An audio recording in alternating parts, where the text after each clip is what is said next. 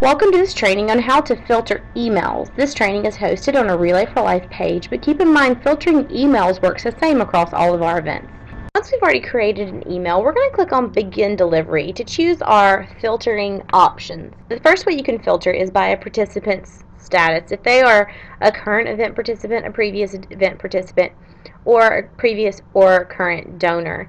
You can choose multiple of these groups by clicking groups created by this event.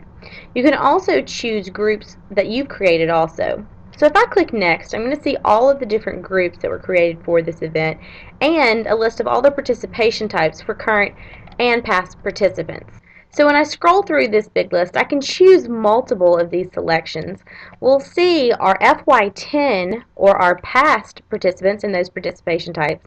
And at the bottom of that list is our FY11 donors.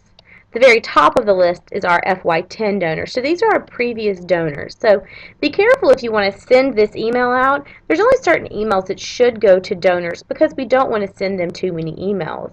But if you want to select multiple groups, you would just do so by clicking on any of the groups, clicking Control on your keypad.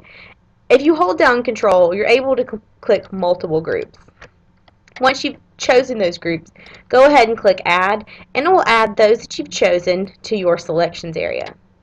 In this situation, we're going to talk a little bit more about filtering based on your current event participants. So I'm going to go back to my delivery types, and instead of choosing groups this time, I'm going to choose current event participants and click Next. When I click Current Event Participants, I'm given those options after I choose participation types. So for this example, I'm going to choose all of the participation types so that I'm sending it to a vast group of all of my current event participants. And then I'll click Next. Now I'm able to choose filters based on their registration types. So I can choose this based on if a person has participated in the past or not, or if they registered themselves or not. So online and offline registrations. An online registration is if a person goes through the front side of the website and registers themselves. An offline registration is if a person registers for them through the Event Management Center and in customer service. You can also choose to send just to a specific date range. You can also configure additional filters. Now, these are the same whether you're in registration filters or team filters. So I'm going to go ahead and click Configure Additional Filters.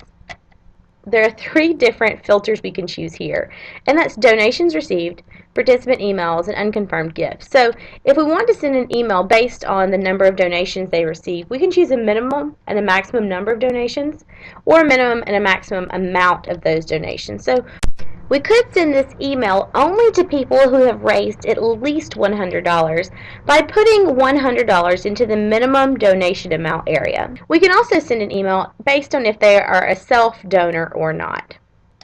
In our next category, we can choose by if a person has sent emails. Then we'll click Next.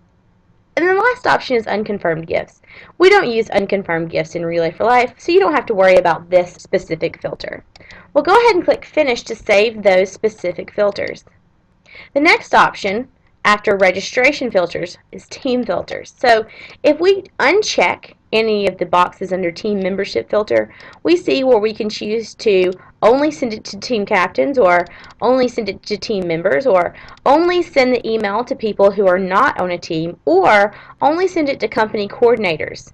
Or we can choose based on the company affiliation. So maybe we only want to send this email to people affiliated with certain companies, and if so, we can type in that company here. Note this is case sensitive, so make sure to type the company actually as it appears. When we click Next, we're taken to the Review Delivery Details area. From here, we can manage do not email groups, and this is very important if you're sending recruitment emails throughout the season, because a lot of times with recruitment emails, you'd want to start at the beginning of this process and choose your groups as your previous event participants, but you don't want to send a recruitment email to people who have already registered this year.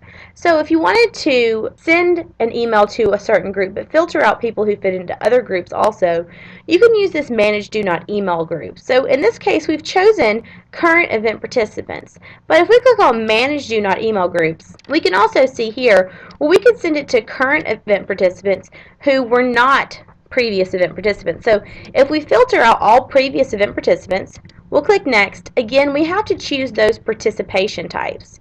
So now we see a list of all of the participation types which we may exclude.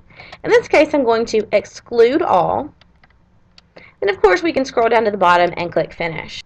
So now we have set this email up to go out to current event participants, but not people who were registered last year. Now it will take us back to the Review Delivery Details area. Here, in the target groups, we see all groups of people which we have chosen to email to. And then in the Do Not Email groups, we see all groups of people who we don't want to email to. So here we're saying we're emailing it to people who have registered for fiscal year 11, but not to people who were registered in fiscal year 10. So this would only send the email out to brand new constituents. We can also see our filters that were applied.